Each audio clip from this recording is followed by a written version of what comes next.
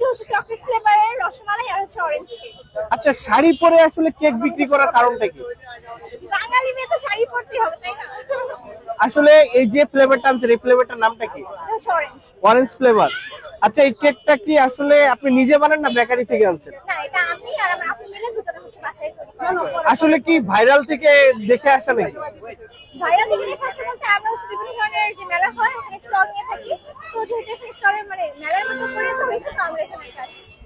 আচ্ছা, এই যে আপনি কি করেন আপু? আমি হচ্ছে পড়াশোনা করি, এবার এইচএসসি এক্সাম দিচ্ছি ইন্টার। আচ্ছা, কেক বানানোটা কিভাবে শিখলেন? ইউটিউব দেখে। ইউটিউব দেখে? হ্যাঁ, তো এই যে ছোটবেলা থেকে আস্তে আস্তে ট্রাই করতে করতে। এই যে শাড়ি পরে আসলেন, এই যে মানে আপনার কেক দিয়ে আকর্ষণ করবেন না আপনার শাড়ি দিয়ে আকর্ষণ করবেন আপনার কাস্টমারকে? আমি চাই যে কেক দিয়ে আকর্ষণ করতে, কারণ কেকের টেস্ট ভালো না হলে তো কেউ আর আসবে না, তাই না? আচ্ছা, আজকে কয়টা কেক আনছিলেন আপনি? তিনটা আনছি। তিনটা। কি কি ফ্লেভার? অরেঞ্জ, রসমালাই আর হচ্ছে চকলেট।